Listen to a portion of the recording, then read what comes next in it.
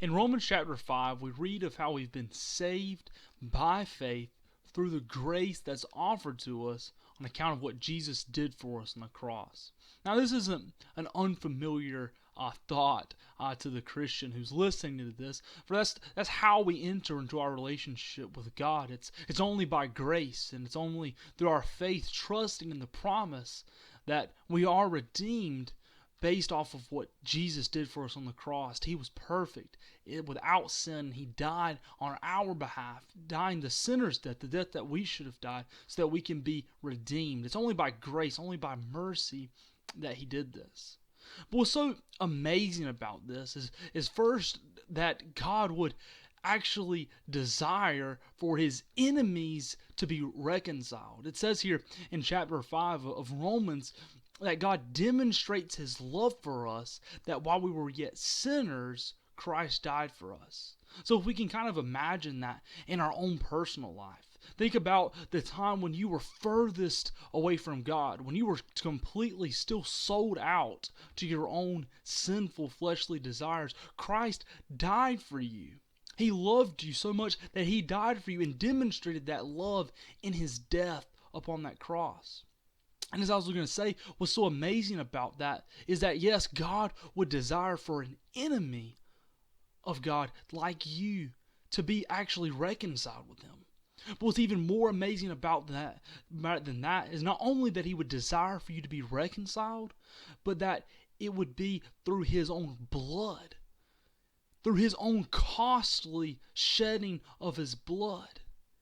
Would this redemption take place? Christ willingly laid down his life on your behalf so that you could be redeemed.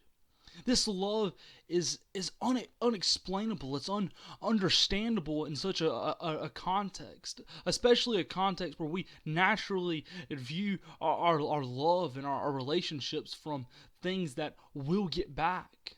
Something that will get in return. I love you because you do this for me. I love you because I get love back in return. But instead, God demonstrates his love for us by dying for his enemies. And so often as Christians, we enter into this relationship with God understanding of that. We are so familiar with our weaknesses.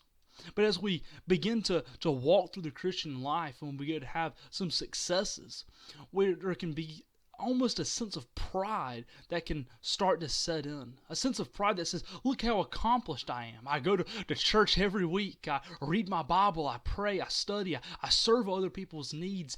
And that's the reason God values me. That's the reason Christ died for me in the beginning, is because he knew how good I really could be.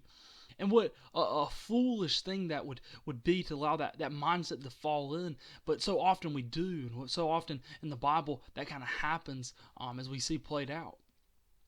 And that's why the Bible says that pride cometh before a fall. And so it's important for us to remember that it's only by grace that we're saved through Jesus Christ. It's only his undescribable love. It's only his uncomprehendable love that would die for one's enemies so that they could be reconciled. What grace that is, that we have access to God.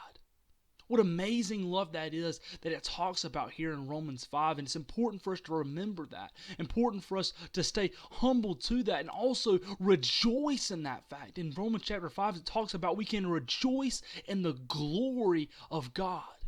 That's something that naturally we couldn't rejoice in. Rejoice in God's glory and his majesty and his holiness. But that's something we can rejoice in, knowing that in his holiness and in his perfection, God still loves us. He still loves us so much that he would actually come down to die for us so that we can be redeemed.